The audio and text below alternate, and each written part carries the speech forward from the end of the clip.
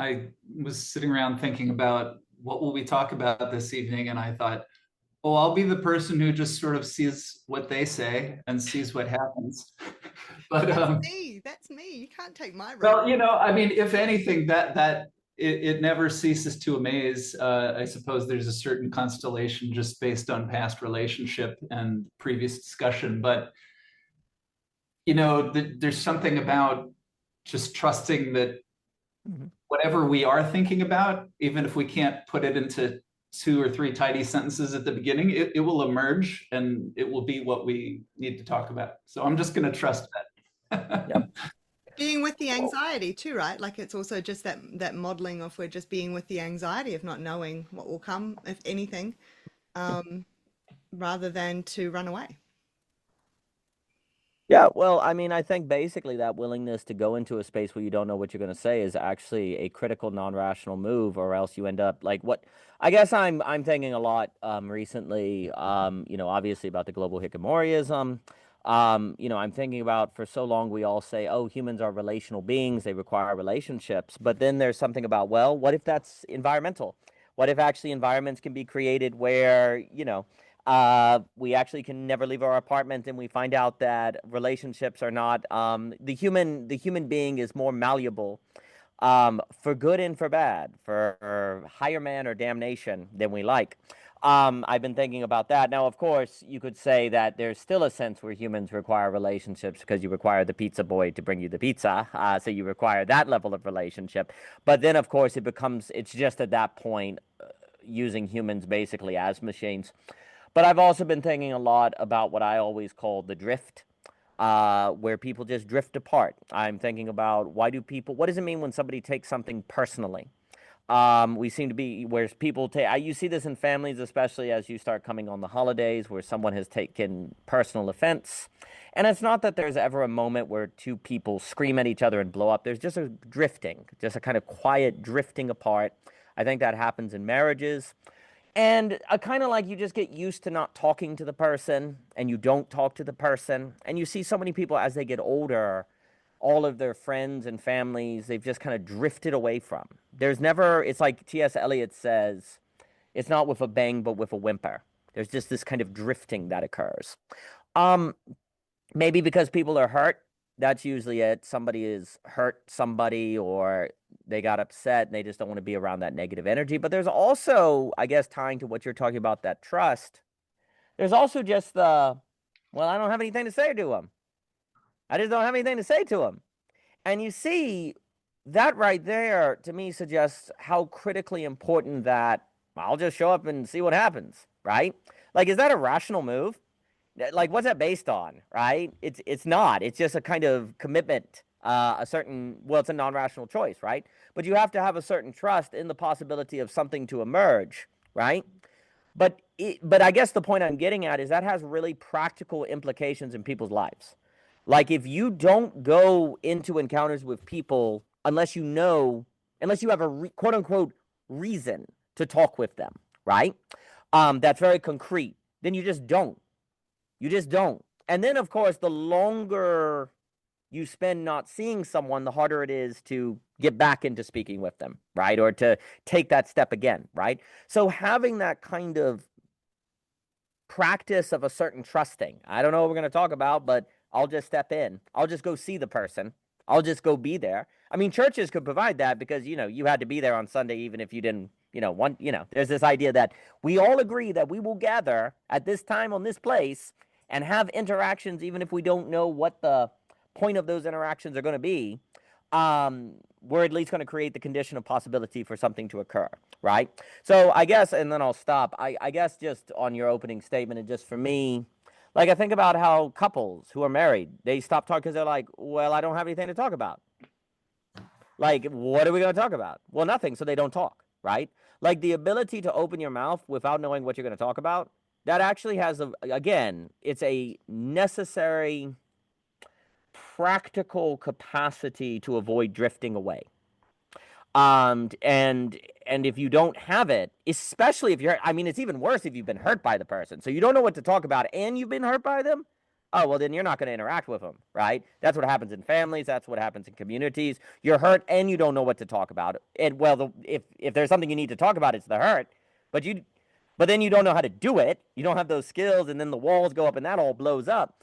I mean, at least if you had philosophy and this person hurts you, you would have some sort of conversational skill to at least begin getting at it indirectly, as you could sort of orbit it, because you could actually use ideas and abstractions not to avoid the topic, but to approach it at a rate that you can handle that's not too much too quickly, right? But if you don't have that, then all that happens is you see the person, they hurt you, the hurt comes up, blow up. Well, I know that was stupid to do, right? So the drift, I always just talk about the drift, this drifting that occurs between people. And I guess I'm thinking about that, and I'm thinking about how that willingness to just jump in has such practical implications for one's life. Like if you cannot do that, then it's very likely you're going to end up isolated. There's just a high probability of increasing isolation that will end up in one's life. Yeah, I think too, it's about the importance of being open to the whole experience of having a conversation with someone too. Like it's most often we are caught up in assessing whether or not, should I invest my time in this because what kinds of conversational outcomes will there be, and this idea of I don't even have anything on my mind that I'd want to talk about is an example of that.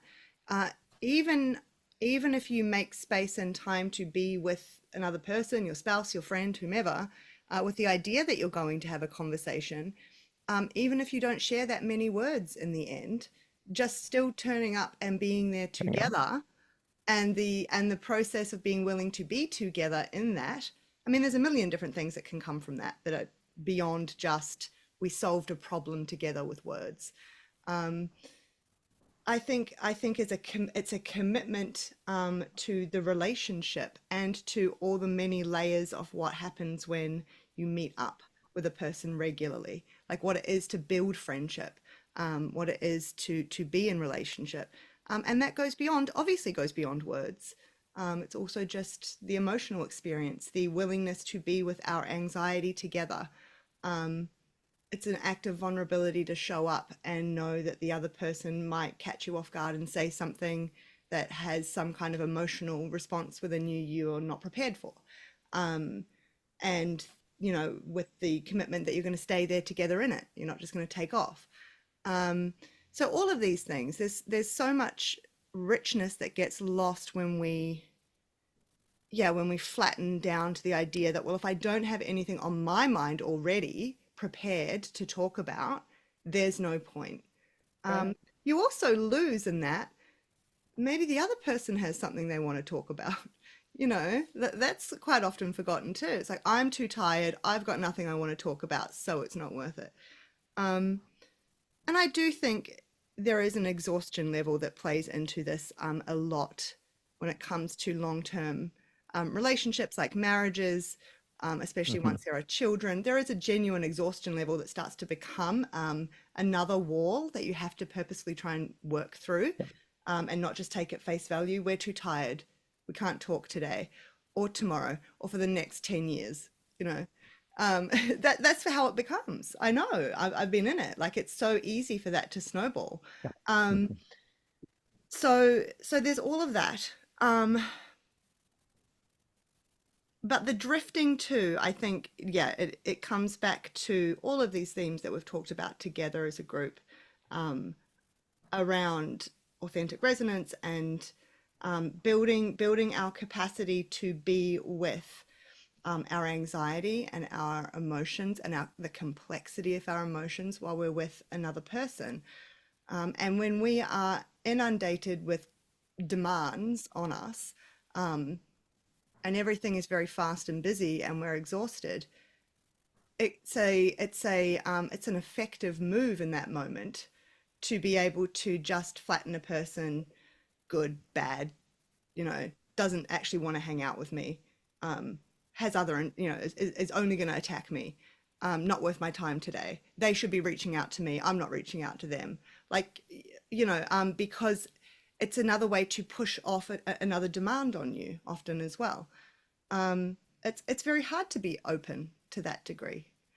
And so the walls go up and the defenses go up. I think the bit that I did want to bring in too is that the other sadness to all this is that every time that happens, every time we make the choice, we think of the person where this drift is starting to occur. We think of them, and then we think, well, I'm not reaching out today. You know, like I'm still not ready to, or I'll give them another day and wait and see if they reach out to me, or whatever's going on.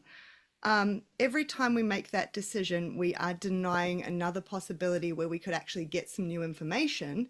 That is the very information that might pierce or challenge the emerging delusion that is taking over of how we are painting this person because it suits the needs of where we're at the time, but is cutting off our nose to spite our face, or whatever the expression is. Because ultimately that leads to isolation and loss of many potential relationships later on in life. So that's when these, I guess we would talk about is that's when these defenses start to crystallize. You know, you start to get this. It's much harder then. The more time that passes, the more of those small decisions you make, that you're not going to reach out, you're not going to do the anxiety provoking thing, you're not going to put yourself in that position. The more likely that you will feel more and more solid in your assessment of this other person as being whatever it is that they're becoming to you. You know, the cold, callous person, the distant person, the punisher, whatever it is. And nobody is just one thing like that. So we fail to take into account their complexity. We fail to give ourselves the opportunity to update what is starting to delude us, I guess, if we put it in those terms. And that's a great sadness. And then there's the flow-on effect from that can feel quite effective to us in all sorts of ways, that then it becomes a strategy that is more likely to be used in other relationships as well. And then it becomes more of a sort of pillar of our, I guess, of our character organization, that when I am in a relationship, getting to know someone, once they get to a certain level of hurting me or doing something or activating a particular kind of anger inside me, that's it. I know how to deal with that. Now I can turn them into this monster in my mind or this distant person, right? And then I pivot and I go somewhere else, and so it becomes it becomes a toxic dynamic of that kind. In terms of closing us off to all the different possibilities that relationships of all kinds can bring. We can't know. Yeah.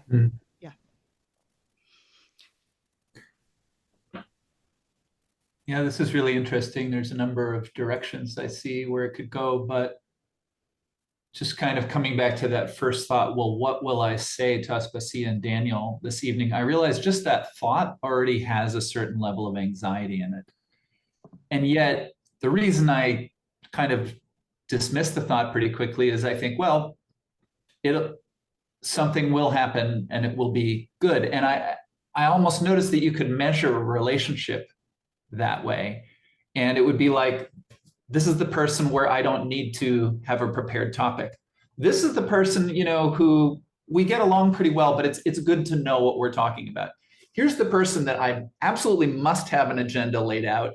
And if I don't, I'm terrified, right? Like you sort of see those four parts to it. And, you know, and that might just be actually on some level, an almost a neutral assessment, because even though I am very interested and personally invested in this idea right now of, you know, am I challenging myself when it feels easier to not go see the other? You know, as a counterpoint, something that comes to mind is like, you know, the best-selling author who's traveling and talking to 100 people after every presentation. I mean, there are those people who have so many people in their life, maybe just because of their line of work or whatnot, where, you know, it can be I just want to sort of speak to the fact that it could be a decision in favor of authentic resonance, not to cultivate a particular relationship, you know, because we just have so much bandwidth. Right. But yeah, in any case, I was hearing someone today I'll just skip the context because it would take too long, but someone who was talking about the United States and saying, well, if we could actually just get families to talk to each other, that would already take care of a massive amount of the problems out there, and, there's good reasons why certain family members don't talk to each other. And there's traumas and history and, but at the same time, like, your family is just the very first set of humans that you are thrown in with, and it's your first opportunity to practice this thing. It also just feels like this whole conversation is a real doorway into breaking down the body mind kind of split that's there. Because again, as I think of speaking with Daniel and Aspasia, and I feel into, do I need a prepared topic or not? That is feeling into my body. That is feeling into my physicality, feeling the animal feels safe right now with this thought, or not so safe as I think about that other person who I'd really like to know exactly what we're going to say and how long I have to be there, how soon I can leave, yeah, well, I'll just leave those thoughts there for now. There's more under this that I can't articulate yet. And I think just another layer on top of that too, Seth, is it's almost like and even if I know that my anxiety would start to skyrocket, I also trust that those people I'm there with, I could talk about it with them and we could sort of co-regulate it. So there's also that too, right? It's the trust that, yeah, that actually even the relationship can hold you reflecting on those things in real time, and that doesn't set the other person off or make the other person anxious. This is often a dynamic that takes hold when, with a child, is that they can't show anxiety to their caregiver because then their caregiver gets all dysregulated themselves. And so, a lot of us carry that into adulthood. So I think also knowing that, yeah, even if anxiety does spike for whatever reason, it's also the safety of being with people where that can be worked through, and actually maybe there's assistance in care to work through that, and then the rest of whatever was going on can resume. Um, there was something else. I think too, like what I've been thinking about a lot is how we can try to cultivate. I guess how can we try and give people more experiences of facing their anxiety leads to good outcomes. Like facing their anxiety leads to a better outcome than if they didn't. And because that is the real trick. It's not trick, but as a word, that's the real, I guess, crux of all of this is making that decision. But I feel I've taken us a little sideways there, so I'll stop now. Changes someone's overall association with a challenging situation. Yes. Yes, which is probably part of what goes on, I would imagine here too, right? Is that we know, like I know now, that when I have, if I have those thoughts before I join the call of, oh no, I haven't thought about anything in particular, I don't know what we're going to talk about. I've been there before with you guys, and it makes no difference.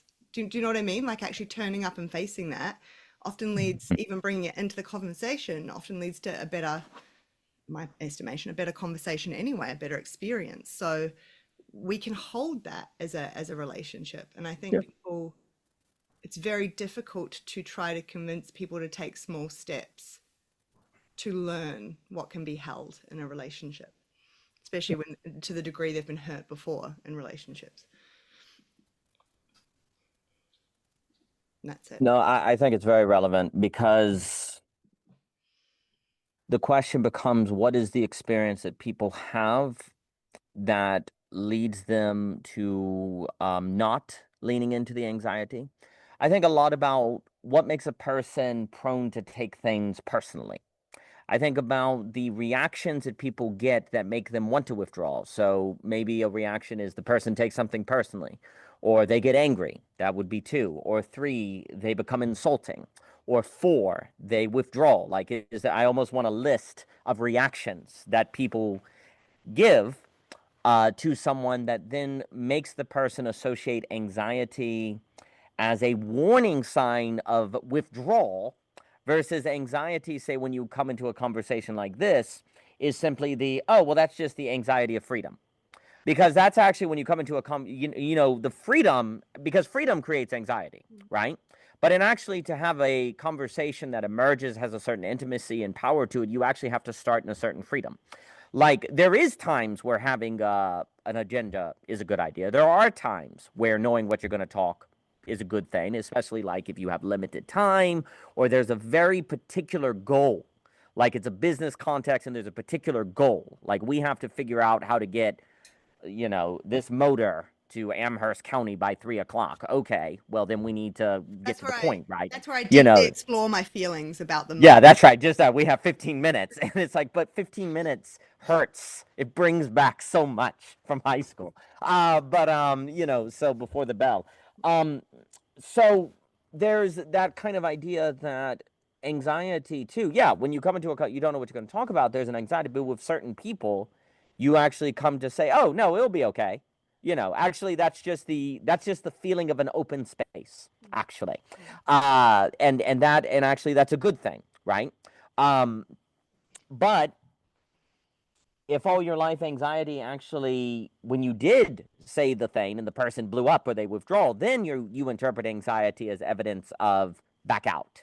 And that's when, well, Aspasia, the way you were describing it, that was so well put. That's exactly what occurs. There's a withdrawal, and we're already exhausted, and it's an energy-saving strategy. Then there's a way in which it feels effective because you do save energy. You do avoid anxiety. So you interpret that as you made the right choice. You feel more certain. You become more certain that withdrawal is the way to go. Then you create a habit that increases the probability you do it in future relationships. That is the logic of hell. That is what we mean when we say hell is locked from the inside. There is a certain logic that leads to you locking yourself in hell from the inside that you experience as making the right choice. Like you wouldn't stay in a hell that's locked from the inside unless you experience that hell as the right move. That's the kind of trick, right? That C.S. Lewis is kind of pointing at, right? So you make a habit of locking yourself inside, and that's the drift. That's the Hikimorism. That is the withdrawal that feels like saving energy, because in a real way it does save energy, right? It actually does save energy. You avoid anxiety. The trick is that the conversations of which can in themselves create energy, like this one, or the relationships that in of themselves can create energy, are on the other side of anxiety, though. Like, they are on the other side of anxiety. Because here's the trick. Like, if we're in an age where we're all exhausted, and you go, well, how in the world, I just don't feel like I have the energy for conversation. That is the speaking of someone who has not experienced conversation that creates energy, right? That's what dialogos circling, that's what we're getting at all the time. That there actually is a kind of conversation that creates energy, right? I would associate this with philosophy, a certain kind of philosophy, what I believe what we're doing here. There is a way of spending time that feels like gaining time. The word spending time feels like I'm giving up my time, but actually you can have an experience of time with a person that feels like the fullness of time, and you're able to get in 5 minutes of interaction, you're able to get the quality of 5 hours, right? Like you can actually get more bang out of your time, right?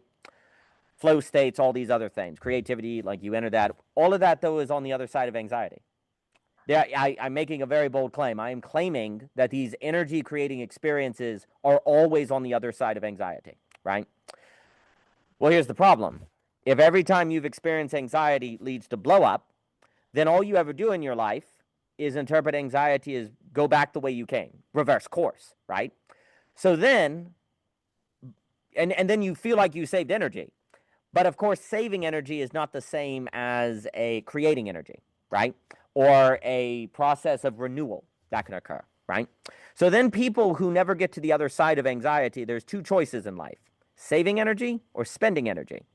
And then they make their choices according to those rational things. And relationships become something where I spend energy and I'm giving myself, and I think I'm pointing this out because this is beginning to get at why people take things personally. They get hurt so badly when something goes wrong because they feel like they're spending their rare, hard-earned energy, and then this person just doesn't care, or this person withdraws, or they hurts them, and it's like, you know how hard it is to get time, you know how hard it is to get energy, and I give it to you, and you couldn't care less, right? And so screw you, basically, right? Um, so if you're trapped between the choices of spending energy or saving energy, you're eventually going to fail. Eventually, that's going to blow up, right? You have to discover the third possibility of creating energy. But that's on the other side of anxiety. It makes me think of the video you sent, Aspasia, on the internet, the interspace. Like, that's also, I think, in this discussion as well, right? But the issue is that the interspace, the internet per se, as she was getting at, that's on the, you have to go through anxiety. Authentic resonance is on the other side of anxiety, right? So what we have is a world, I suppose, I'll stop. What we have is a world where people are trained to experience anxiety as withdrawal, because the people they are anxious with are likely to give them a reaction of anger, taking things personally, all of which creates then the logical conclusion that anxiety means you should withdraw. Therefore, you go through life with two choices, saving energy or spending energy. Every time you hang out with people, you're spending energy. And then eventually the pain, the event occurs, and then you feel really hurt, and it's really energy draining, and you're already exhausted, you're already trying to, and you're like, well, it's just not worth it. And so you save your energy simply to survive, because ultimately this withdrawal drifting strategy is a survival mechanism for people. Like, that's the tragedy, right? Like, people are withdrawing to survive. Families don't talk to each other because people are trying to survive, right? They're trying to get by. They're trying to not be overwhelmed and paralyzed, right? The only way to save people from this fate is the category of creating energy. And therefore, the experience of conversations that create energy, the experience of relationships where you gain energy, where you don't come out of them exhausted, you feel pumped up. This is the experience that determines what is rational and possible in your life, and it is ultimately the opening of a horizon of life without which the only option is an exhaustion unto death, a dying unto death. And so it becomes a extremely important realization that the choices are not simply between saving energy and spending energy. There's also the option of creating energy. But again, it's on the other side of anxiety. Seth, do you mind if I jump in? Or have you got something? Are you sure? Yeah. I was going to say, when you were talking about it just then, Daniel, it sounds like conversational Ritalin. Um, it's the giving you the energy. This is really linked to the power struggle too, though, that takes hold. So power dynamics. Um, so I think it's the negentropic kind of energy giving that you're talking about.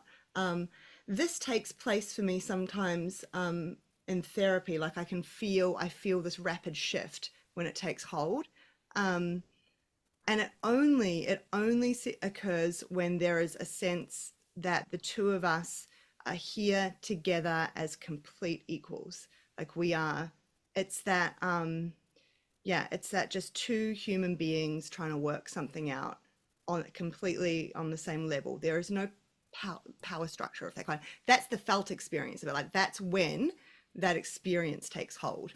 Now, obviously, it's going to be different for lots of people, but what often happens is that people enter therapy with some level of conscious or unconscious, predetermined sort of overlay of power dynamics are going to take hold here, and someone's going to win, and I'm either going to kind of beat this therapist, or they're going to have to beat me down. Like, there's domination and submission, and there's all these things, and this is usually a carryover from childhood.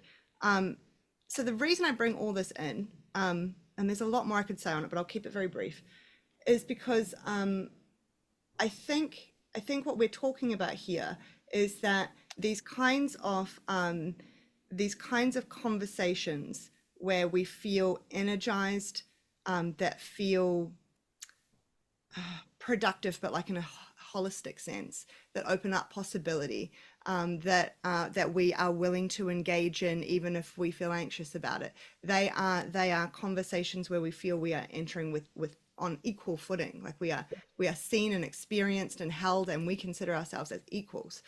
And the drifting starts to occur when we start to place that changes. Someone used to be up on a pedestal and now they're starting to come down in our estimation, and we don't like that. Or, you know, or we need to assert ourselves up here. It's this whole kind of structuring. And so I think when something happens, that's part of what drifting is. And so a lot of the time drifting is us asserting almost our dominance over yeah. Anyway, Yep. the other link I want to make here is that I think why this is so challenging is because a lot of, you know, once we get into adulthood, it makes much more sense for us to talk about, well, when we are hanging out with other people, when we're in relationships with our spouse or our family or whatever, that we are equal. And therefore, you know, why would we have anxiety otherwise? But a lot of this takes hold in childhood, where there really is a parent and a child. And so a lot of the terror I think that people are living with in adulthood around relationships and around how vulnerable can I be in a relationship, how anxious am I allowed to feel in a relationship before I have to get the hell out of there, is to do with how power was wielded in their early relationship with, you know, caregivers and whomever. You know, how was that? How was that worked out in those dynamics? And was it a terrorizing, humiliating, wholly rejecting, abusive force that was wielded? And if that's the case, then the anxiety also starts to develop in response to any kind of feeling about this person that is going to, you absolutely cannot bring into this dynamic. Like there's no point feeling any kind of anger towards a parent who has shown you time and time again that they have absolutely no tolerance for that, and that they will, there's a million and one different things they can do. And I do have a list for you, actually, Daniel. You said you wanted a list. I'll send you a list. But, you know, there are so many ways that can go. And it's not just the traditional, you know, like physical abuse. There's all sorts of humiliating, deeply painful, rejecting, isolating, going and joining them with your sibling. You know, so like the parent who goes with the sibling to make fun of you or to kind of put you on the outside, you know, because of your vulnerability. And then that gives rise to lots of obviously dynamics about being in groups of people in adulthood. So there's so many ways it goes, but I think because there is a hierarchy when you're a child, this puts a lot of, you know, a lot of responsibility on the parent about what are they going to do with that? Like how, because it's also important that you are trying to teach and guide your child. You're not just hands off, do whatever. So this is where the knots start to form and the anxiety dynamics start to form. And so once we come into adulthood, we do have a good opportunity to finally look at that and try to dismantle some of what was built up then, so that we can start to be with one another as equals again. Because I think that's where the levels of anxiety are more tolerable. And, you know, one way I think, even a small way we can start to help people realize and experience that is just being more honest about acknowledging when we feel anxious. I think even just that is quite a confronting but normalizing thing for many people. It's some sort of private experience they have that they're not supposed to talk about. And if I told my friend that I felt anxious before I caught up with them, they might think that means I don't like them, or I don't want to, or that I'm weird, or, you know, or they don't know what to do with that, and then they get awkward and pull away from me. So, so yeah, I do think the power dynamic bit is really important here, and the negentropic conversations are the ones where there is just this sense. I guess it's almost like we are here together, truly here together, almost feeling the oneness, right? That the division drops away. There is still division, but no one is above the other, and we are both just as lost as one another in many ways. Yeah. Yeah. Thank you for letting me butt in there, Seth. We always sort of follow into this rotational order, but it really doesn't matter to me if whomever jumps in at any point. So just to say that. Thank you. This phrase you're using, "we're equal," obviously it's a sort of a shorthand that means a lot, but also tying into childhood, I think I've mentioned before my grandfather, and he was important to me. And it's funny, it's an example of one of these stories that you tell many times and the story changes. I mean, I often used to talk about what he did in his life and how I admired it, and, you know, which isn't untrue, but what I've been noticing more recently was he met me when I was still a child, didn't fully understand what he was doing in life, in a sense where it was like you're saying, he met me as an equal, even though he's, you know, 2 generations older than me. So all the difference is just obvious. But he would sort of look at me and sort of say, you know, who are you and what's going on with you? And of course, I'd love to hear about it. Was kind of the, like, as an example, I was a teenager who wrote songs, you know, with my acoustic guitar. He would just sit down and listen to me play 10 of my songs in a row. He was, you know, like, not all adults would really want to do that, right? And so when he does that, or when anyone does that for another person, I think what also happens is I suddenly experience myself completely different. Like, oh, I can play this song on the guitar that I wrote, and I don't have to sort of wonder if I'm annoying you. I can just express the song that I wrote, and you're ready to receive it. Or I can, you know, tell you about whatever, what's going on in my social life and why I'm worried about some person, and, you know. And so, like Guy Sengstock often uses this phrase, when you're speaking, what's the listening that you are speaking into? And so I think this is important too. I mean, I so appreciate how I feel, Daniel, that you've really made this question so clear about facing the other, and we really need to practice this. It isn't easy. You know, the magnetic pull of hikikomorism that's there. And yet, you know, when a person is really ready, it's such a gift that you give. You know, I mean, there's also something, Aspasia might find this interesting, but I was speaking to someone else the other day and brought it up, but I'll bring it up again. So there's this very well-known author, Brene Brown, who sort of spoke about shame and, you know, brought into the popular discourse that, oh, we do experience shame. And I don't know exactly what her professional status was, but I guess she's sort of identified as like someone who is a therapist. And so there was this article on Substack recently about the fact that she's apparently rebranded herself recently, and she's calling herself something like a leadership consultant. And the article was essentially saying therapists should pay attention to this because the skills of therapy are way underutilized in society. They shouldn't just be therapy.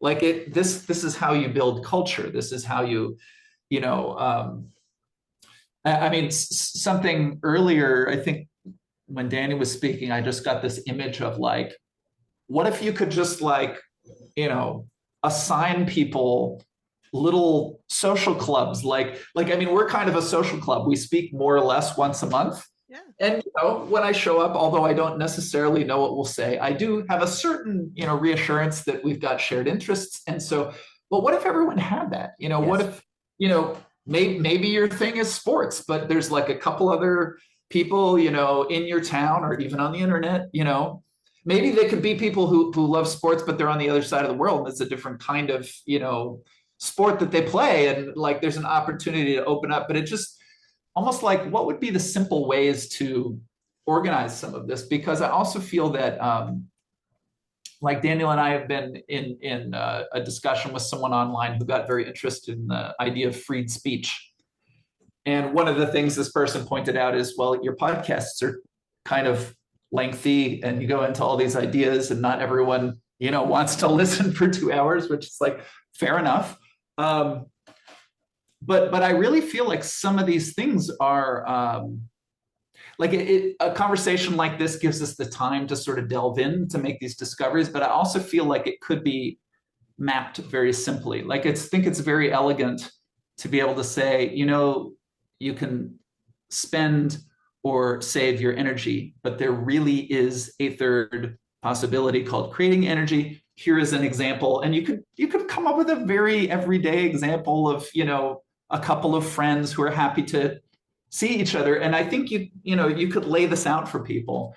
And the last thing I want to say is I think that to the degree, like I'm kind of have the assumption on this call, we're all like, we don't have to preach this to each other. We're all in the choir already, right? But then a common thing people will say is, like I really do my best to listen and understand other people, but they're so closed off, and that can be a certain excuse, but it's also, there's a reality to it, because our culture does, kind of train us to treat everything transactionally. And, so if I suddenly get this idea, I'm really excited about the challenge of meeting other people, I still don't get to assume that they're going to be just as excited to meet me. They may well be in the place of like, who is this guy? I have limited time. Why is he trying to take the conversation in funny directions? So, and maybe I need to respect that to some degree, but to me, that becomes part of the challenge. I'll just mention this and maybe come back to it, but this hit me home pretty directly at the beginning of the conversation. I just went on a walk with my sister recently, something we haven't done for a long, long time, and so there was a way that the drift that Daniel was describing, it very much happened, but I sort of recognized it at a certain point, thought, she tends to reach out more than I do. Maybe it's time for me to reach out. And then we had the walk, and I could say more about it, but just one thing very concretely is we were walking.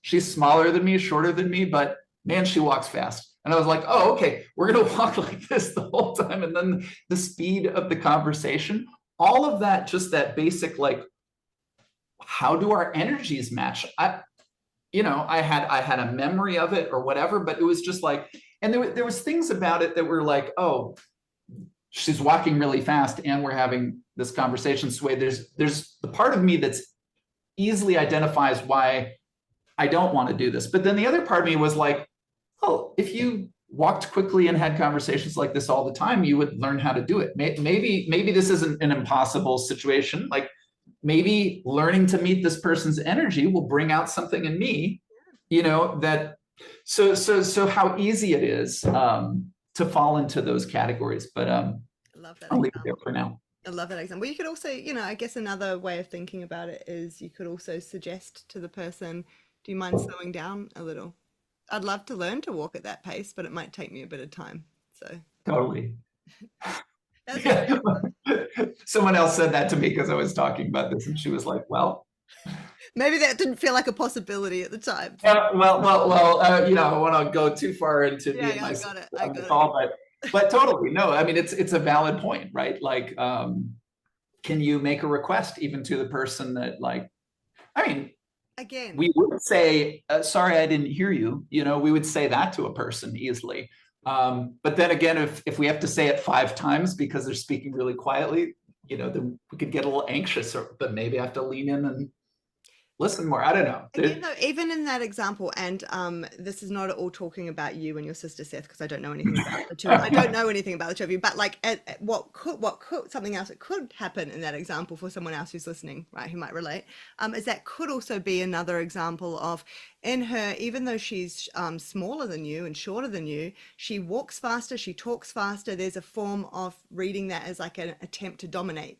Right, so right, and then it could be vice versa. There might be, if like, oh, you think you're bigger than me, and like there's an attempt to push back, right? So there's a power thing, right, at play. I'm saying potentially, I'm not saying in this example, but there could be a power dynamic at play again, which starts to interfere with the ability to just meet each other and as equals, whatever that means. We could drill down into that actually, because that would be interesting.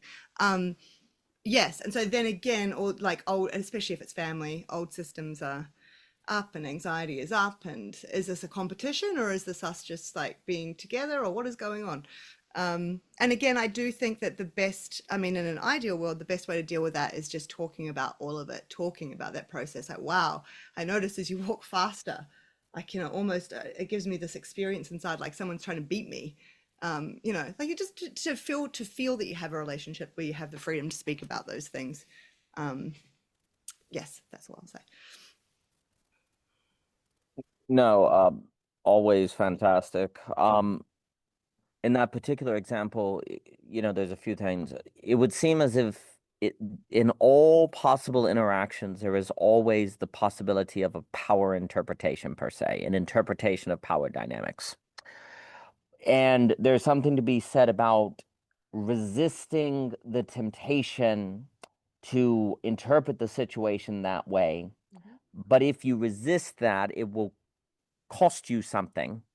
But it is only on the other side of that cost is there the possibility of the quote unquote creating energy.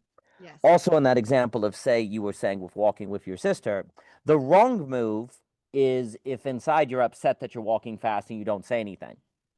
But the right move is either saying something or looking at the difficulty and saying, well, actually, maybe I can gain something from this. The reason why either of those moves is an acceptable move, because both of those would require a certain facing of negativity, right? Because in the example where you say, hey, do you mind to slow down? You have to face there's a possible, oh, what if they think I'm lazy? What if they think I can't keep up? You have to face that.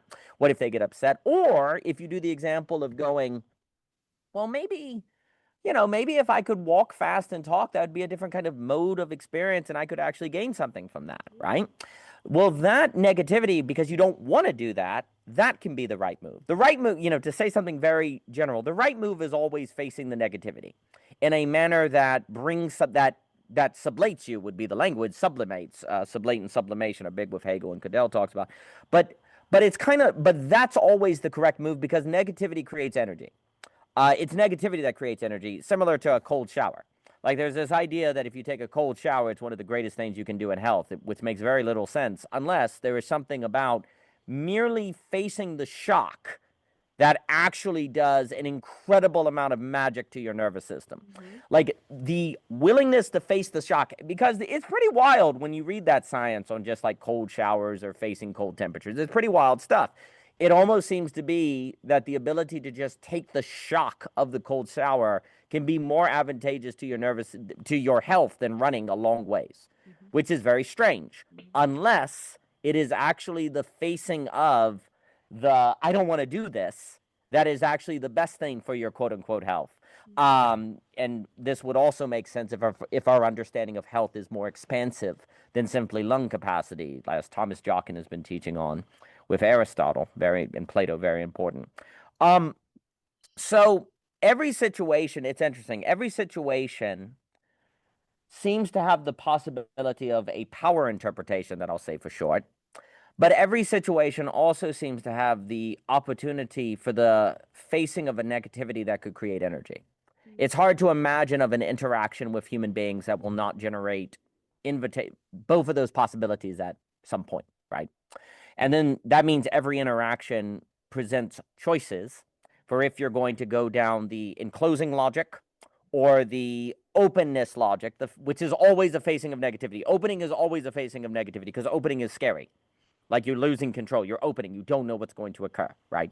So opening is always scary. Like, we tend to talk about relating and opening as lovely and kind and embracing the world. No. The experience of it is terrifying, actually. The experience of opening is terrifying. On the other side of that is all of the wonder, but it's on the other side of that, right? Which, if you've never experienced in your life, because in childhood you were never shown the other side by your parents, or you never had experiences of that, then you would have no reason to think that, and therefore you'd enclose yourself, because that's the rational thing to do. And that has to be worked through, right? I very much like what you're saying about equals. I think that's true. I think usually when people don't see themselves as equal because of, say, status or money or nervousness or whatever, you don't get the creation of energy. I do think for adults, something that can remove, I think you're correct, for adults, it's easier to create equality. What tends to make eradicated is when people make different choices about how they raise their kids or what religion they serve, and you then have to justify pluralism. Pluralism is what wrecks adults, and the way they tend to deal with pluralism is power moves. Rather than then they fall back on the power. right?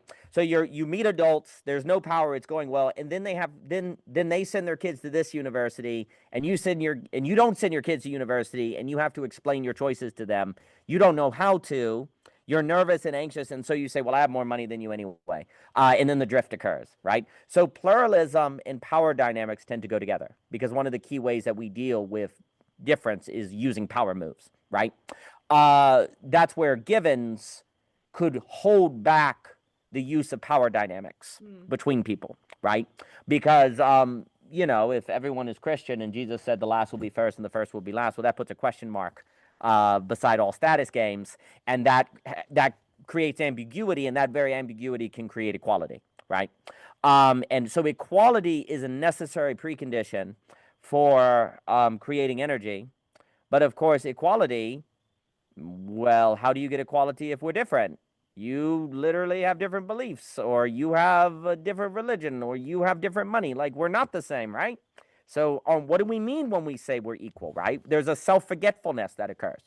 There's an entering into the space where you forget about all that, but that comes from the experience of conversations where you can self-forget. Like, you have to have the experiences of self-forgetting, right? If you've never had that, or don't know how to do it, or don't know what it means, then it's very difficult not to bring your differences into the discussion to wreck the equality, even if you don't want to, right?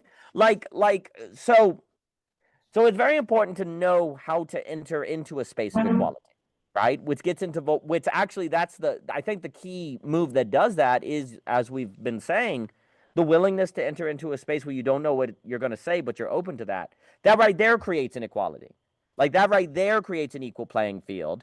And then you understand that a certain rule of the space is never bringing in a dynamic that destroys the opening, that never creates a hierarchy, right? Like, most philosophical discussions in people's lives, like, it's very, I think most people, and rightfully so, the way I'll talk about philosophy as being this kind of discussion, for many people that could be very foreign, because most of their life, if any discussion created hierarchy, it was philosophical discussion, because I have the fancy terminology, I've read these books, and so most people, it's like, actually, it can be the most haughty, the most hierarchical of all possible conversations, which, of course, is basically the Antichrist version of the Christ. Like, it's like the complete inversion of the spirit of philosophy, and that's why it's so damning for a civilization when you get that version of the philosophical spirit. So the equality is very important. I definitely think as adults there is more opportunity, but I think what you're pointing at, Aspasia, is that requires the work of going through the childhood, that usually there are embedded power dynamics that come out. There are differences. Like, you, as a child, you experience difference as a threat, and so you do it again, and so you have to use up. But that also, I guess that's making me think of what you were just saying with the therapy as leadership. Yes, these skills are actually the skills of leadership in a pluralistic world, especially. And if actually new social capital, creativity, energy, ideas is all going to be based on the rhizomatic relationships between diversity, then the ability to handle that diversity will actually be the cutting edge. And those are the skills of the therapy, the ability to go to childhood, to bring all of those different things. I have a number of more notes on the social clubs and other things, but I'm going to stop there. Yeah, I'm desperate to throw something in. I don't know if you can tell.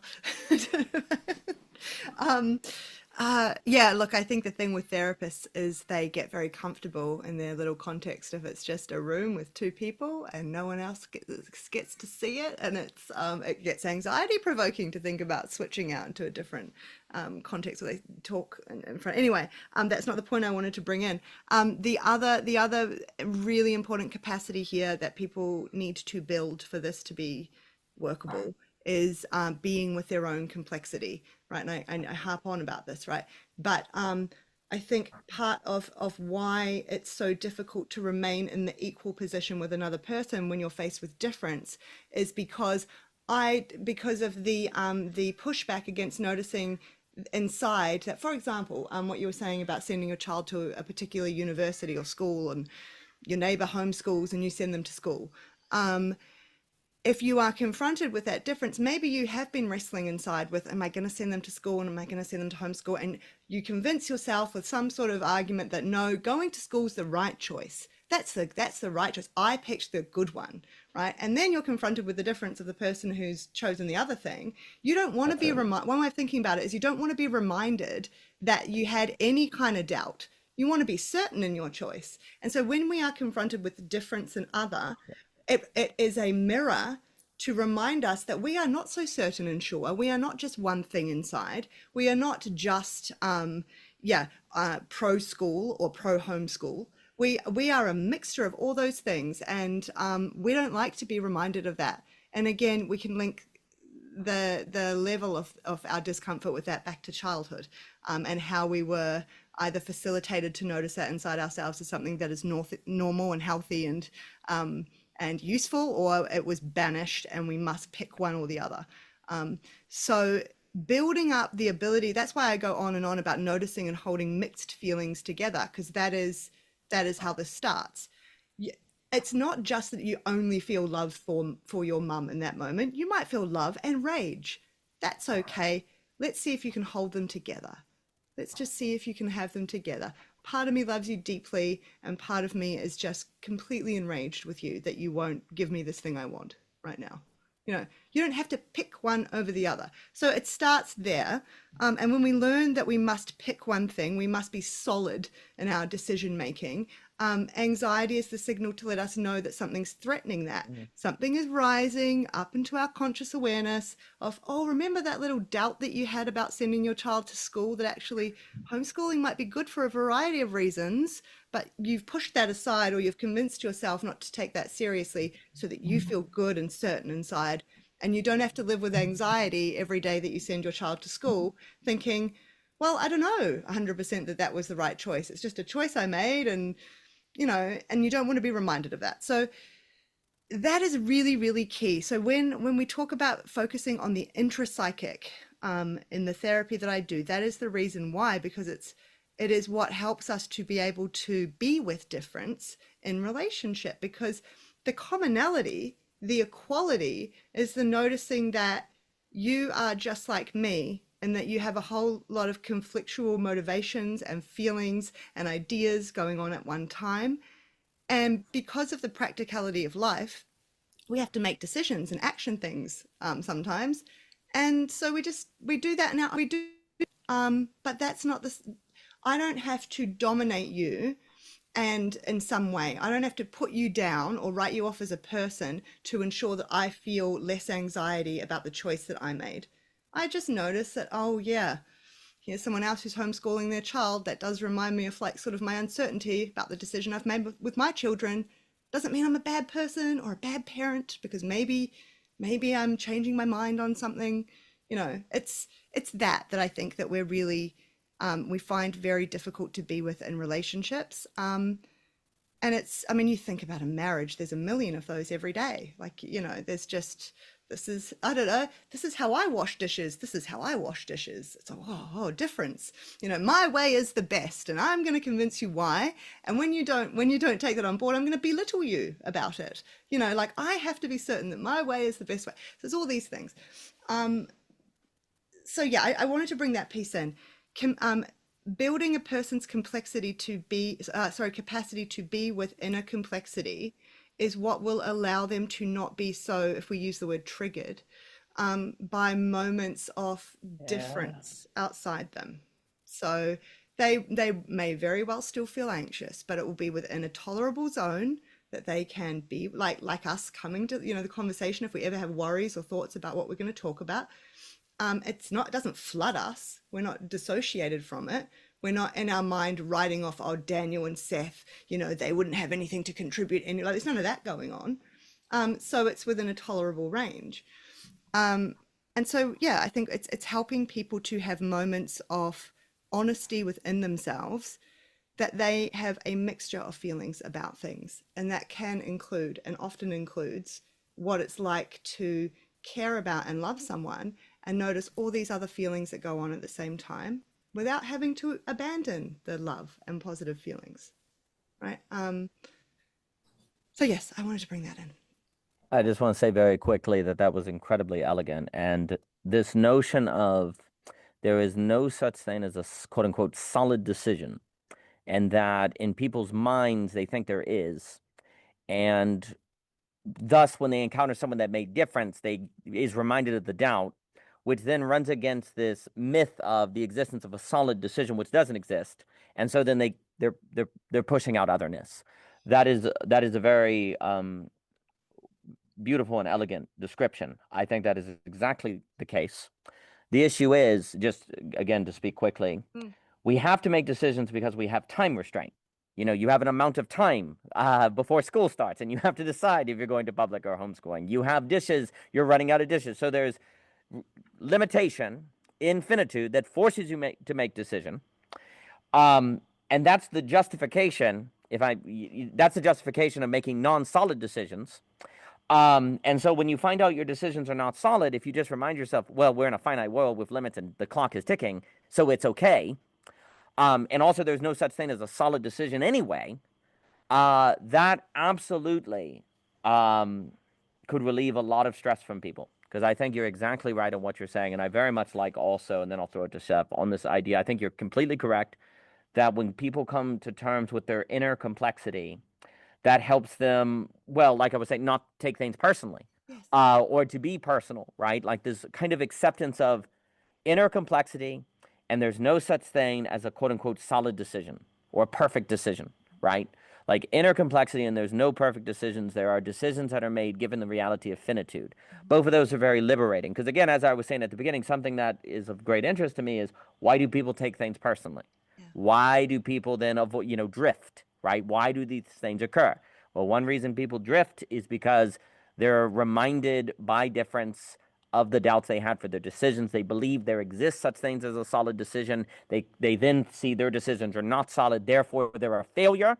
And this person reminded me of that failure, and then out of that anxiety, I'm blowing up on them or drifting away.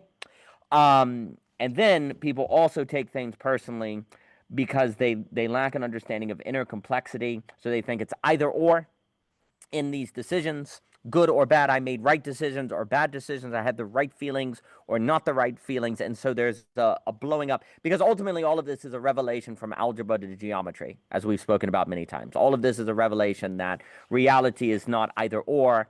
It is a movement into otherness of greater and greater complexity. So I think it was very well said. I think overall, what I keep noticing in our conversations is also there's a kind of a relational awareness that is being asked for at all times, right? It's just, of course, when I walk in the room and see you, I have more awareness of my state of being than yours. And of course, all of what's internal to you has to be guesswork on my part, but yeah, it's like almost what you were just saying, Daniel, in terms of algebra and geometry. I could walk into the room and think it's me plus you, and really just say, well, I know how I am. I don't know how you're going to be. But it's like I'm leaving out the what's going to happen when you and I come into relationship, which is it, and you can never predict it. I mean, it's, your old friend, but you don't know if they got sleep last night or if something, distressing just happened to them yesterday. You don't know that before you're together. I've also been thinking a lot recently about something you said, Aspasia, in a previous conversation, what I'd just like to remind us of, and I'll probably phrase it differently, but I think it was in one of the conversations around anxiety, and it was this interpersonal anxiety. And you were saying something to the effect of, well, the other person, I say that I'm angry at them because they said these things that make me angry. But what I'm really angry about is now you have done the thing which I don't know how to self-regulate in the presence of. And, I might say, how could you say that about my favorite sports team? Or how could you say such a thing about my favorite political candidate? But what really gets me is, you use the word triggered, but what does triggered feel like? I feel like a cornered animal. Yes. Right. I feel like my agency is gone, and I don't like not having agency. Yeah. And, you know, so if I raise my voice, it's literally like, that's what cornered animals do. That's when, you know, you take the cute little puppy dog and you really do the wrong thing, then it starts growling at you, and, you know, the other part of its personality comes out because it's the only thing left. And but I think that was just such a valuable reframe when you said that, because, you know, I mean, it's perfectly reasonable to sort of decide what I will or will not tolerate as a sort of manner of choice. Like I will tolerate being in the room for this or not. But it's a separate question of whether, you know, for whatever reason, I couldn't leave if I was capable of tolerating. And so if I am capable of tolerating certain things in the environment, I could still decide, no, I decline. But if I find myself in an environment where I do not have the capacity to tolerate it, and of course, it might well be understandable that I don't have the capacity to tolerate certain things. But let's just say it's on the line. Like, let's say I go into a certain situation and everyone else is perfectly happy with what's unfolding in the space and I can't handle it. It could just remind me that there's capacities I haven't developed yet. And so you were saying, Daniel, the right move is always facing negativity. And this is one of those phrases that I actually wish we could even popularize it further, like even negativity. Someone might mean, what do you mean facing negativity? I mean, it's a convenient phrase because negativity comes in so many forms, from, you know, dealing with an insult to dealing with, I don't know, the topic at hand, to my physical coordination capacities. I mean, it could be a zillion different things, but I like discomfort. Discomfort. Yeah, I mean, exactly. So thank you, because we do need simpler words. Yeah. But and you were speaking, Aspasia, about, you know, the range I can tolerate, because if you ask me to tolerate more discomfort than I can, I simply can't do it. And so I could even say I'm courageous, but if it's more than I can handle, even my courage isn't gonna, you know, it might give me an extra boost if I'm not frightened. I'm courageous now, but it could just be that there's, you know, there's only so much weight I can lift. I can't, you know, dream my way into lifting more weight than I can lift. So the thing, you know, I mean, I think there's a million different self-help books or thought leaders who would tell you this, but it's really like, can I keep giving myself little doses of negativity, little doses? And yeah, I wonder, I mean, I'm struggling here because I want this to be some pithy phrase that everyone can remember and could, you just start telling people and they would do it. Merchandise going afterwards. I know, exactly. Well, I mean, it's funny though, because like, as Daniel said, you know, there's the time bound thing, and like, you know, so if we look at the culture and what's going on in the culture, what's time bound is the movement of memes. You know, what's time bound is, you know, Charlie Kirk's assassination. And then, you know, the next day, what are you going to say? That, you know, all of these things are moving. But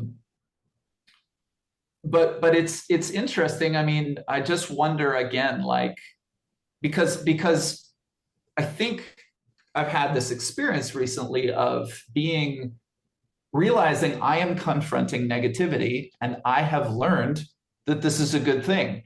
And that little thought doesn't eliminate all discomfort, but it certainly makes it easier for me to hang out a little longer. And I mean, it is a sort of, as Daniel would say, non-rational. It feels irrational to me that I would deliberately face this negativity. So I do have to have enough experience that idea lives in my memory as a real thing, not as just a great quotation like the one I was trying to invent, but like, I remember when I did that difficult thing and then a new world opened up. And then I remember when I just started changing up my routine more often and doing more little things. But I remember that whole period of time, I just felt so alive and I felt so, you know, connected and engaged all the time. Oh, I want that, like that. It's like that kind of mindset, I think, that somehow needs to be retrained in the culture. It's just like going to the gym, though, isn't it? Like, you think about how that's so societally accepted, like this big artificial place with, like workout machines where, I know not for everyone, but for a lot of people, they're they're very uncomfortable throughout. But, we all know that's good for you. Like, we all know you should go. Well, that's the thing. It's like everyone says, "Oh, I'll deal with that kind of That's negativity." right. That's Right. right. The negativity of, Yeah. Because there's a whole, burning calories or whatever.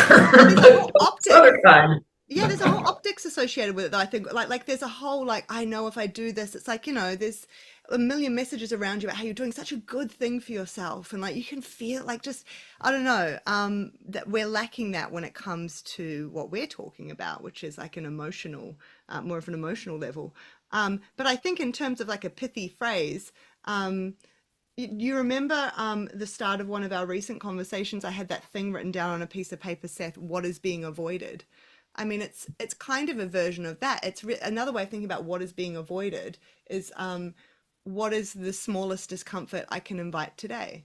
Like it's I mean that's not very pithy, but it's changing our relationship to discomfort as being something that can grow us, that can develop us, that can give us that can open up possibilities we are unable to fathom right now.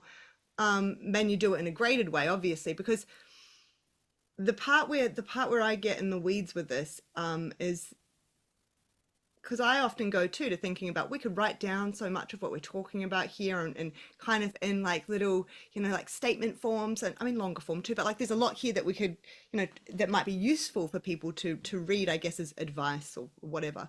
But the problem with that, I think, is it needs to be targeted to the right person. So what is a helpful phrase for one person can actually be for a different kind of presentation, reinforcing, they can read it in a way that reinforces a defense that's already at play for them. So even talking about inviting discomfort and that like going into discomfort is good for you, there are certain presentations of people where their super ego, they've got this punitive super ego that has taken hold. They are self-punishing, self-sabotaging every day. They don't need more like sort of conscious rule book rules around how can I push myself even further today? How can I, so that's where it becomes tricky for me, which is why, but again, I guess I'm coming from a very protected context of one-on-one work where I get to know the intricacies of each individual. Um, and so it's anxiety provoking for me to step out of that and to think about, capturing some of this in words that go out into the ether, and I don't know what people are doing with them and if they're using them, how Yeah. they're using them, and if it's actually because they can be used in all sorts of ways. But that is, I guess, part of the risk. But I'm with you. I'm with you on the I do think one of the things that could be practical that people could take away from our conversations is just this idea of, especially if you're someone who does, I don't know, work out or go to the gym or takes physical exercise seriously, trying to use that maybe as a springboard for where are the places where in my relationships I'm getting stuck or withdrawing or not, trying to push past moments of first discomfort to see what else is there. Um, there's a lot I could say. There's so much I could say on the cornered animal um, comment, but I don't want to. I don't know if it's going to lead us astray. Maybe if I just say one thing, that language. I mean, you probably won't be surprised. I was going to say be surprised. Is I mean, it just comes straight from the unconscious, because I say that because 80% of my clients just spontaneously use that language. Like Mhm. that is how, that feeling of being like a corner, always in a corner. It's not trapped. It's always in a corner, like cornered animal. Like, and I mean, there's lots of ways, once again, there's lots of ways that we could talk about that. But one thing is to think about um, exactly where is your anxiety in those moments? Like, are you completely flooded? You're got ringing in your ears, whatever, like you're losing touch with reality. That's very high. Um, but even if you're reflecting on it afterwards, to kind of just reality check the situation, first of all, is it true that you are actually cornered where you are? Right? Is there actually a presence that has truly got you in, like you can't get out? Or it's not, it's evoking an emotional memory of some kind. Um, and then I think a useful way of thinking about the feeling and the anxiety that comes with that is to think about, well, what would a cornered animal need to do to get out? Because often this is associated with our own the emergence of our own set of feelings that we don't want to look at, what we would be required to do if that were in fact true. That is often the thing that adds the massive anxiety on top that makes us want to get out of there. That's the bit we kind of can't face internally, if we call it that. A lot of this, again, is just about how we are facing things internally, nothing at all to do with behavior outwardly. Can we let ourselves see, even if it's later on, like not when you're there, can we let ourselves see in that moment, what is it? What is it that that impulse inside me would be willing to do if I were, in fact, a cornered animal in that moment? And demystify that inside ourselves, because then the idea is that then that gets rid of the anxiety that that emerging kind of impulse is generating, if that makes sense. Yeah, so I won't go too far. Please, Daniel. No, fantastic. It is the phrase cornered animal is very interesting to me Yeah. because there's a few things. There's this idea that as you're pushed into a corner, you're dehumanized. You're made an animal. But it's also interesting because an animal could be rage, animalistic. I'm in a corner, so I'll turn into an animal, right? So there's a dehumanization, but also a certain suggestion of a possible rage there, right? What I find very interesting with the idea of cornered animal is like, well, what kind of animal? Are you a gorilla? Because a cornered gorilla is fine. Are you even a squirrel? You ever had a squirrel go after you? Oh my gosh, they are vicious, right? What's very interesting is most people, when they say cornered animal, they have this idea of a puppy, actually, right? They are a puppy, right? What I always find funny when people is like, well, what kind of animal? Like, what kind of animal you see yourself as? Okay, well, I'm a snake. Well, then you'll be fine. You can get out of there, right? So it's just very interesting how the phrase cornered animal, like, we don't actually by animal mean animal, we mean puppy or something, right?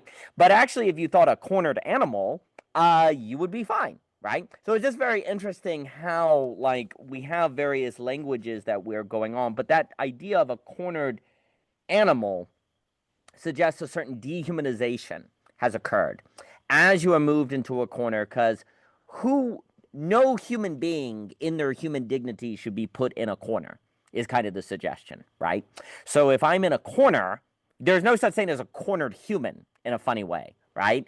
It's almost always a cornered animal, as if the very being in a corner suggests a certain dehumanization that is not fitting for what the human being is, right?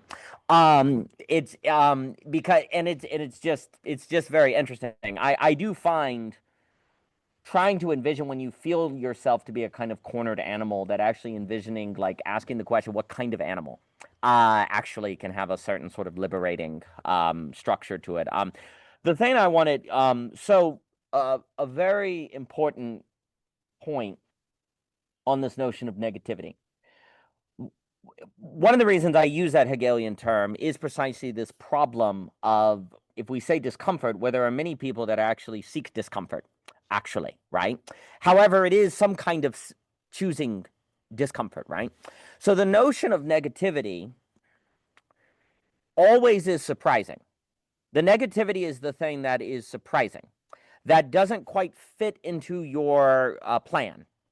If you plan to go to the gym, then it's not really negativity because you plan to go. It might be hardship, it might be a challenge, but it's not really a negativity. Now, I'm not saying it's not. Now, hear me out. Doing hard things is how you prepare for negativity. So they're kind of on the gradient as if they were always already there. Like, if you go to the gym and it makes you able to handle personal relations, then actually going to the gym was part of handling personal relationships. But if you never get there, then it's as if it never was part of the same picture. You always have that retrospective time move that's going on, right? So a negativity is something that, well, is in the girdle point. It doesn't fit into internal consistency. You had a plan and then X occurs. Negativity is you're sitting on the train and suddenly it's delayed by 30 minutes, right? It's the surprise. It's the thing that you didn't expect to occur. The reason why choosing the negative, so in a kind of, there's always this idea that, if you have, not to get too new agey, right? This idea that if you have positive thoughts, the world will send you money and it will send you climates. You just have to have the right thinking, kind of the classic secret kind of idea. In a funny way, that's actually the right way to think about that is negativity. The world will always give you negativity. That means it will always give you opportunities for actually developing the right quality of character and the right quality of experience and the creation of energy. Yes. The world in its finitude can't help but give you opportunities of surprises and negativities, of things not occurring that you didn't believe. And that actually, if we want to be really funny, maybe that's the secret, actually. When you're attracting, you're trying to attract that better self, the world's like, great, I'll send you some negativity. The problem is you experience the negativity as the opposite of that. So, et cetera, to be funny. But the idea is like, you don't need to look, like if you look for negativity, then it's not negativity anymore. Like if you look for discomfort, it's not discomfort anymore. Yes. If you put yourself in places where the unexpected can occur, then the possibility of negativity arises because you're not in a shell, you're out in the open. And then when it does occur, the question is, what do you do now, right? That is the ultimate training ground. Negativity as such is the ultimate training ground. And I've also, in experience, I've always found that what I experience as a potential negativity, almost in a weird way, has a way of already being proportioned to what I can handle at the time. Because, like, if reality throws at me, if the world throws at me, some like crazy thing, I don't actually experience it as a negativity. I know that I can't do that. So it's wise not to deal with that, right? A negativity is something that you discern actually you could meet, right? Like if there's like a bomb going off somewhere, you experience I need to run, right? It's like a wisdom thing. You don't experience it as a negativity. So there's something about negativity as a surprise that has embedded almost automatically in it, in my experience, a certain proportionality to it, right? Like when you're encountering that random person who's, you didn't expect and they have a different temper, you don't naturally have the thought of, how do I go all the way with them? I say, how do I start by just making them reflect a little bit on themselves? You automatically have the thought of the small step that I can take with this person. Whereas with a different person, you might have a sense of, I could take 5 steps with this person, right? There's a kind of way where the negativity has a certain givenness of the proportionality of response that would be proper. That as you get better at that, then in other circumstances, the proportion can kind of transform, right? So for me, like the words that get at negativity as such is surprise, always choose the encounter, always choose the surprise. Surprise by definition is discomfort. Like there's no surprise that like surprise, when reality surprises you, there's always a moment that's there, right? Like view that as an invitation. Like the surprise is an invitation, right?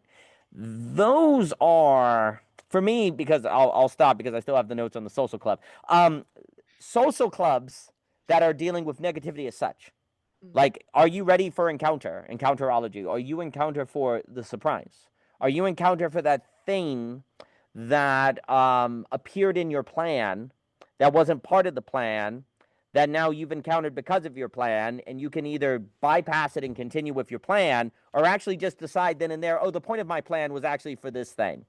Like the moment you have a plan to say, go to X location, and you encounter Y person on X location, you could suddenly just make the choice of, I thought the plan was about getting to X. Oh, actually it was about Y here. Okay. And you make that choice, right? That would be an example of quote unquote facing the negativity, right? Because you're integrating the surprise into the encounter, right? Into what is going about your day, right? And so that to me, because otherwise I do think like if you choose discomfort, Like if you say, well, discomfort is a good thing, well, then you can go too far on that, right? And make a religion out of it, and idolatry or something like that.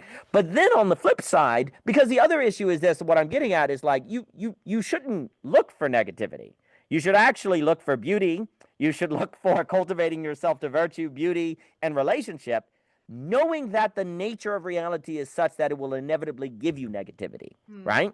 And also, you should make a point to put yourself, but the other side to that is you don't look for negativity. You look for places where things can occur. Like you look for spaces or places where stuff can happen, right? That's probably not your apartment.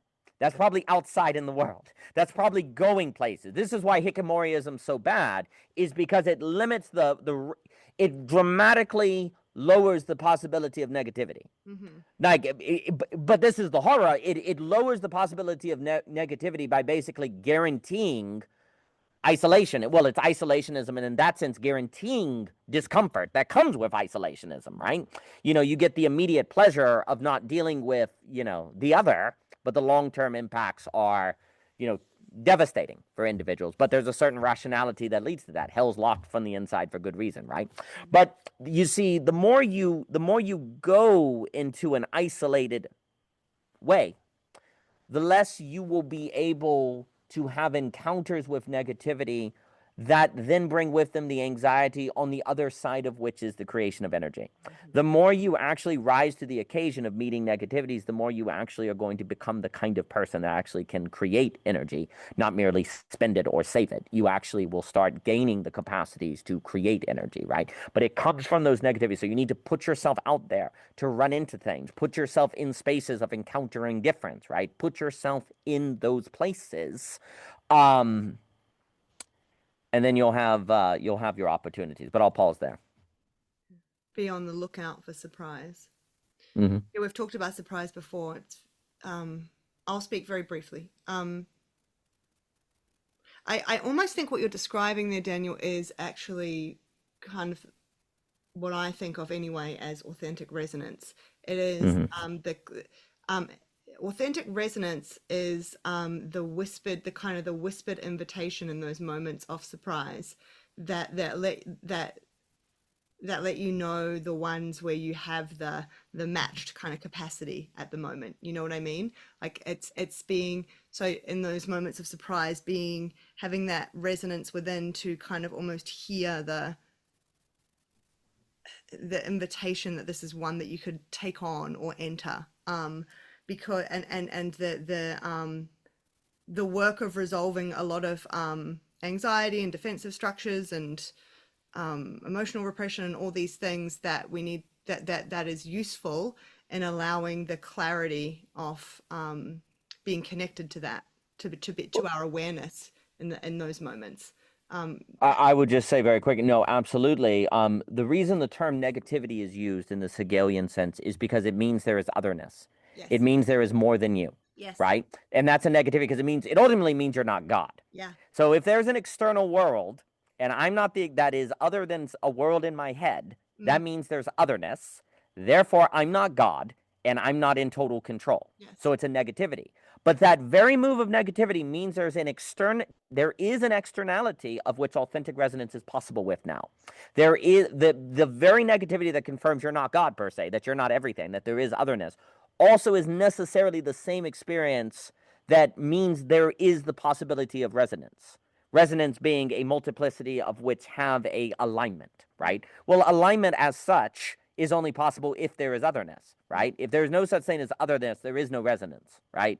So the very thing that means you are not God means there is the possibility of resonance, and thus the possibility of authentic resonance, of which is a certain receptive ability and alignment with the world that is beyond you, quote unquote, right? So then the negativity is sublated into an excess, right? The negativity for Hegel is precisely actually the opening of the absolute, right? Now, and not to get too geeky, but basically, but it has to, and perhaps this is the Protestant thrust of Hegel, but for him, and I think it's just true to life, it has to start as a negativity, though.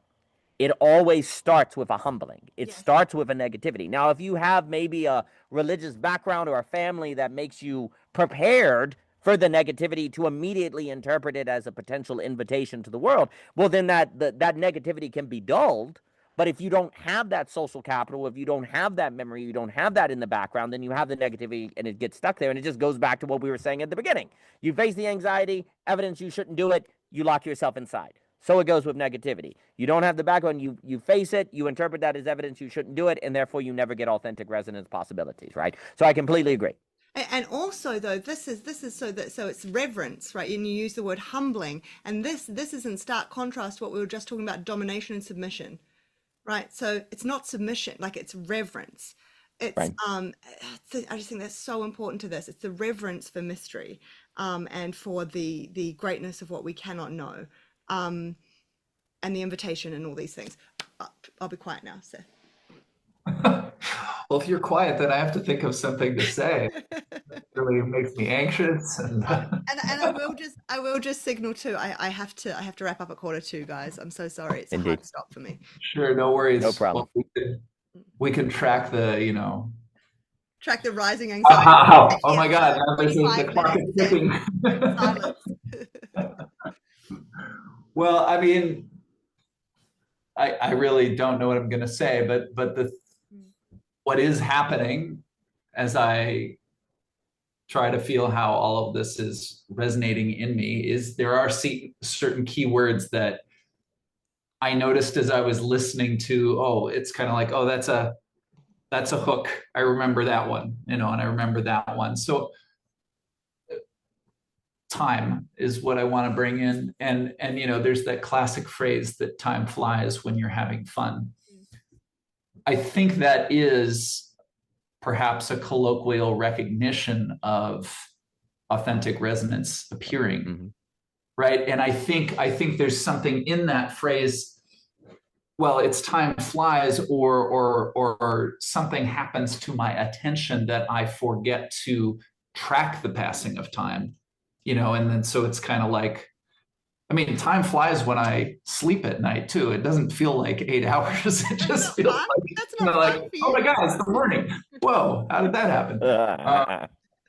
Like something, it's so if we're in authentic resonance together, if we're unafraid of the negativity and it's starting to become an excess, we're starting to notice that the way you surprise me is actually generative, and I'm even delighting in it. I do have a different relationship to time now. So to reverse engineer it, I also think that, what's really common is people feel crunched for time. And so now I see my spouse, who's supposed to be the love of my life, but we've both had a long day and the kids have to go to sleep. And we have this little 10 minutes of quote unquote quality time. The clock is ticking, make it quality, right. So it's like, and we can sort of in that moment also just have the experiences. How did I even get here?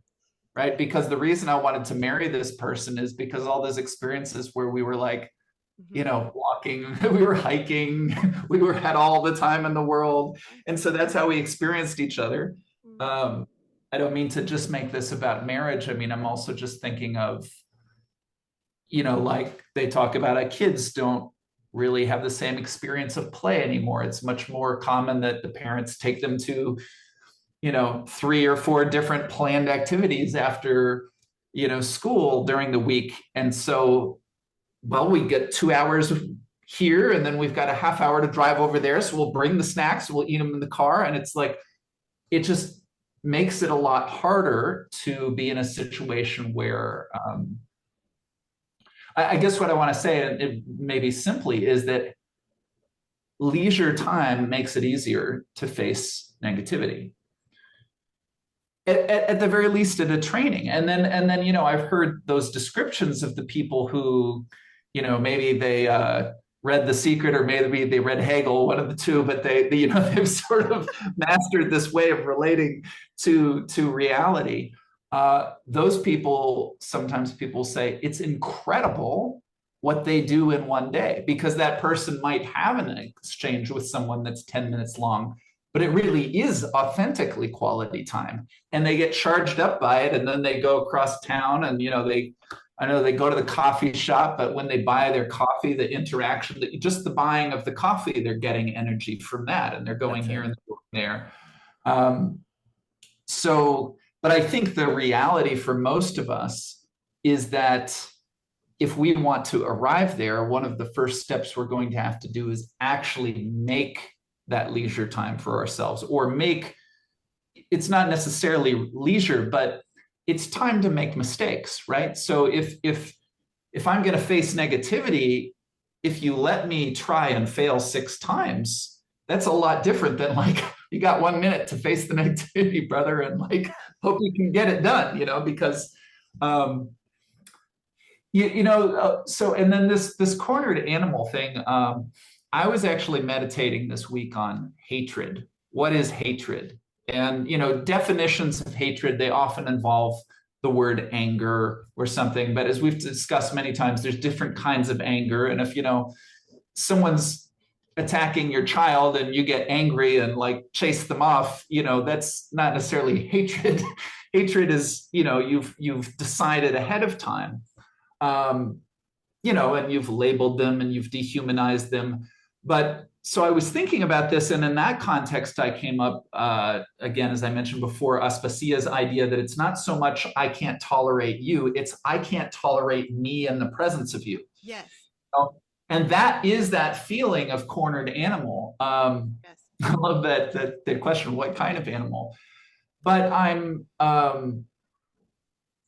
it seems that so I'm looking for like really trying to understand, because I think a lot of people would say there's a lot of hatred in the world, and I want to heal this hatred, but it's very easy to notice the hatred in others, right? And it's even easy, let's say someone approaches me and acts in such a way that almost anyone observing us would say that person was being hateful to Seth.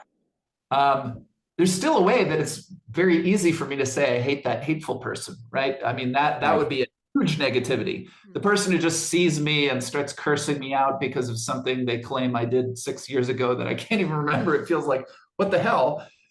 I might, but if I'm skillful, if I'm a snake, if I'm a cornered snake rather, or a cornered squirrel instead of the cornered puppy dog, maybe I can still handle this. And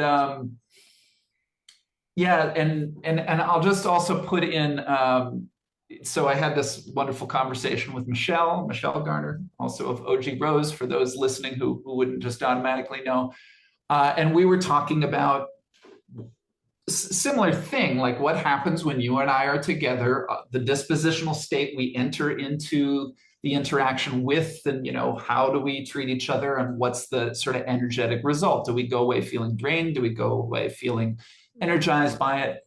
And one of the things that also came up, and here again was something where we have to accommodate different language for different people, but just in simplicity, it was like, what about your relationship to God? Right? And so if I see Aspasia and I'm in a bad mood, I could describe what unfolds between us based on me and Aspasia and our history and my bad mood. But then if I add that I have a certain orientation to God or to life or to reality, but I have a sort of a general mode, that might even precede my bad mood. So I know that I'm with Aspasia. We had that conversation about blah, blah, blah last week, and I'm in a bad mood. But, in relation to God, this is how I feel, right, that I would show up. And I've just been reading this utterly amazing book. It's called Left to Tell. And the author is, hopefully say the name close to correct, Immaculée Ilibagiza, I believe it is. So she survived the Rwandan Holocaust. She's a Tutsi. And literally, like, a huge section of the book is she's hiding with a bunch of other women in a bathroom. They're hiding because the Tutsis are just being slaughtered all around them. And not only this, they like hear people outside, people come into the house and they can hear them talking about, we're going to kill them. They can hear them being described as cockroaches and all of these things. And so what does she do? she prays and she prays and she prays. And then, at a certain moment where the person, who's there with them opens the door to give some food, she says, "Can I please have a Bible?" And now she's like reading the Bible. And sort of just on the physical plane, she's in a hiding place. She's got to be quiet, and things need to go well, externally, that no one sees the door and tries to open it. And, but she also has to manage her mind. She has to manage her nervous system. And that's where she goes to God, right? And so you could describe it as like, well, she was lucky or something like this, but she was actually actively, because one of the things they want to do all the time is make a sound, and if they would have made a sound at the wrong time, that would have been it. So it's just, it's an amazing book. And she really describes, what went through my head when I heard this, and then I saw this person who used to be my friend and now they were doing this, and this is what happened. I felt my whole body do this. But she manages to deal with each one of these negativities. And then she clearly, I haven't finished the book, but like in the introduction, written by someone else, they talk about the impact of being around this woman, and she just kind of glows. She's one of these people who has this incredible energy, and so I just wanted to put that in, because it literally, like, she was literally kind of a quarter animal, yet what she didn't do was really turn it. She really, we could see, if she doubled down on anything, it was her humanity, and it was through her prayer that she got there. So I wanted to tell that story. Absolutely. Yeah. Go. Please, Aspasia. In that situation, that really is, you really are like a cornered animal. Right. And so, I think what is of interest from that too is that nervous system experience she was having there, in a situation that anyone would agree is absolutely terrorizing. For many people can be a similar kind of physiological experience they have if they happen to go to a dinner with their extended family and someone brings up, I don't know, something about sexuality or something. I don't know, something. Yeah. And then like it can actually come with so this is the thing, the equivalence of that reaction is generally what gives us the impression that the reaction is not just a reaction to the here and now per se. It is also activating a whole lot of repressed, if we use that word, stuff from other traumatic moments earlier in life, probably from when you were too young to even remember, potentially, right? It brings, like, that whole network gets pulled up, so your physiology is activated extra, is one way of thinking about it. And that experience of being like a cornered animal, sometimes when you look at it, can really refer to us becoming aware of the animal we could become in that moment, if it really were that. So it's the animalistic primal urge coming into consciousness that we often just don't want to be aware of, that adds an extra frightening, anxiety inducing layer. And what you said about being like a small puppy dog, Daniel, is also really relevant, because it's when a person, so this is what I mean about different flavors. Like, for some people, they'll relate to that straight away, and some people, they'll be like, no, I actually feel like I'm like a gorilla that wants to rip someone's head off or something, right? So it's different. But ultimately, when a person can connect to the small, vulnerable animal version, the little puppy dog, then they remember that this came about from when they were a very small child, right? So that is that, and that can bring a whole wave of grief. So that's important too. That's what I mean about this wisdom in following this, and it's different for each individual. There are some patterns, but if you really follow that urge seriously later on, and your reflection on it, and try to imagine what is it like, it can remind you of things that are important for making sense of this. And then just very briefly on the hate. Yeah, look, I know there's different ways of looking at hate. I guess in the way that I work, we generally talk about hate as a splitting. So it's that kind of defense that we were talking about earlier, where we flatten people, and easier to make them all bad. So we hold on to the anger towards them, and purposely cut off access to any other feelings that might remind us that they're human or we also care about them, or we can relate. We might actually be able to have done something like what they just did to us. We might have had the urge to do that actually to someone one day, but we don't want to know that about ourselves. So they're all bad and I remain all good. So that's kind of like a hate, in a lot of ways we would talk about as a regressive defense against holding complex emotions. So there's a way that our brain prioritizes only feeling the anger towards them, and then all the logic follows to fill in the gaps of the story about how they're a really bad person, and that amplifies often then the intensity of the feeling because the story starts to spin a bit out of control or is very one-sided, and so then we're actually having all these other feelings and they turn into a monster. Right, it's like, oh, Yep. that story is true. That wow, this person really has no capacity to ever hear me speak. When actually, you could find examples where they did. It's black and white thinking of a kind. But I am aware of time, so I'm going to be quiet so that Daniel can jump in, and then I have to take off. No, this has been magnificent. No, I too have been thinking about hatred. And if there's something about love that has a certain pulling up of a pertinent person into geometry and complexity, then there's something about hatred that must be a pushing down of a person into algebra and flatness. And then once you push them down, you see good reason to keep them down and you start creating that habit loop where they really must be a monster. And then you push them down until they suffocate. And then you're guilty of murder. I think there is some sort of relation between creating energy and creating time. As Seth was talking about, energy basically is time, because time, if we get Bergsonian, and I don't think space-time is the case. I think time-space is the case, that time is more fundamental than space, and time is ultimately energy. And therefore, that's why experiences of creating energy and creating time go together. There is some sort of changing of the quality of time in the creation of energy experience, right? If the fullness of time, it speeds up. It's creative time.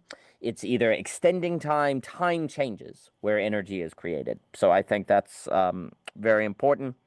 I think also it should be noted that, we've been talking here a bit on this idea of the plan being for the possibility of the surprise.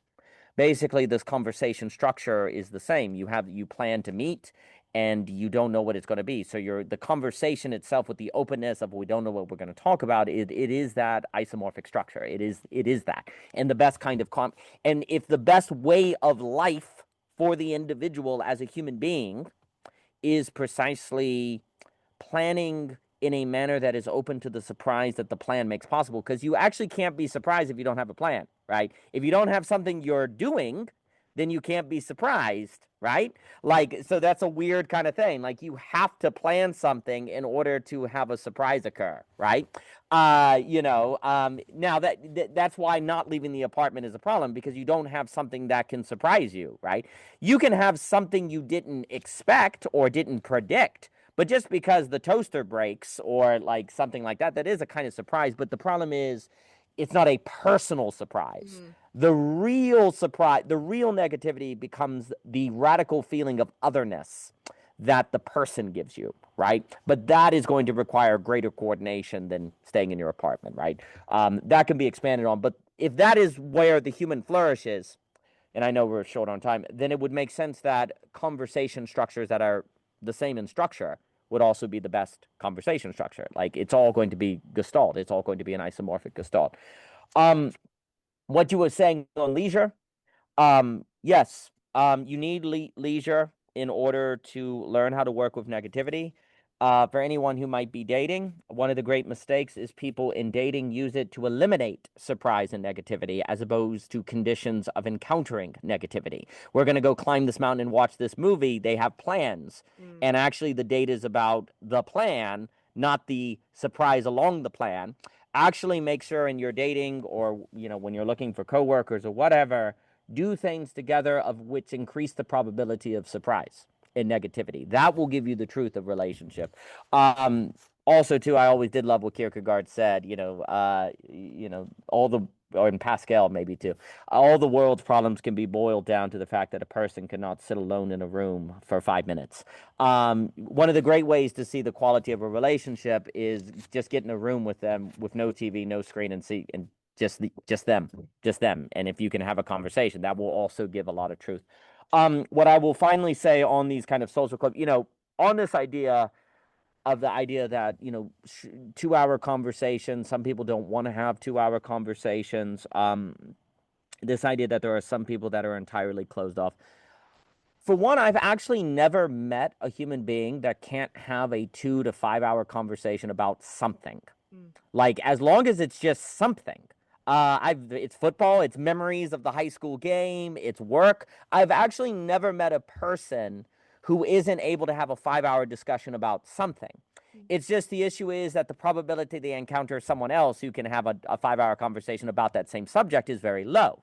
The reason why philosophy uniquely affords this possibility with people who have philosophical is because it goes into the abstract realm, where for most people, the thing that they can have a 5-hour conversation around is incredibly narrow, like, you say, engineering bridges, right? Like, they really are, that's their job, and they really could talk about it all day because they're very knowledgeable, but the chances of running into another specialist who knows bridges as well as they are is very low. Therefore, they don't ever have 5-hour conversations, not because they can't, but because actually they just don't tend to run into someone with whom they can do it, right?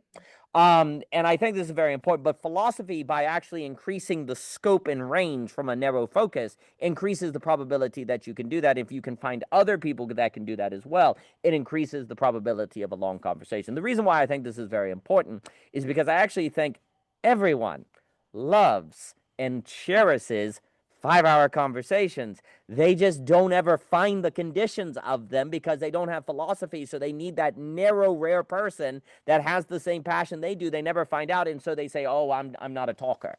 I've never met someone who's not a talker under the right conditions. It's just the conditions are freaking rare because they don't have philosophy. Therefore, the conditions are narrow and specialized. Second, on the idea that there are people where you say, well, I've tried, but that person is entirely closed off. I am not sure if there is such thing as a person that is entirely closed off relative to all possible topics, things that can be said, or actions that can be undergone, right? Because that's the suggestion, right? Is they're closed off. Well, are they closed off under every possible thing that could be said, right? I've never met this person. I've met people of whom are closed off on a very large number of things, and it is very difficult to determine how to open them up. But I don't think a person exists of whom is entirely closed off in all possible worlds, right?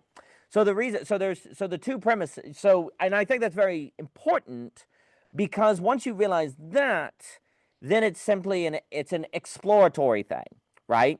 Like, I don't know how to open them up, but there's no such thing as a person that isn't opened up, ever. It's just really hard to determine, right? I think I'll stop because we have 2 minutes, or maybe I'm out of time. I don't know. So, one, I think everyone on planet Earth can talk for 5 hours about something. Okay. Second, I think everyone on planet Earth can be opened up by something. The question is, what is that something, right? And if we actually got better at creating energy, the chances that we would be able to undergo the process of finding those things would increase. But in a world where all we can do is spend energy and save energy, then we don't have the resources necessary by which to have the energy to find the stuff that individuals will talk about for 5 hours or find the stuff needed to open them up, right? So figuring out how to create energy is very important. And that's a reason why I appreciate these chances to create energy with y'all, because it models that possibility for the world. So thank you all. Thank you. Thank you both. I'm so sorry I have to run so quickly. It was so nice to see you. It was wonderful to see you both. All right. It's been a pleasure. All the best.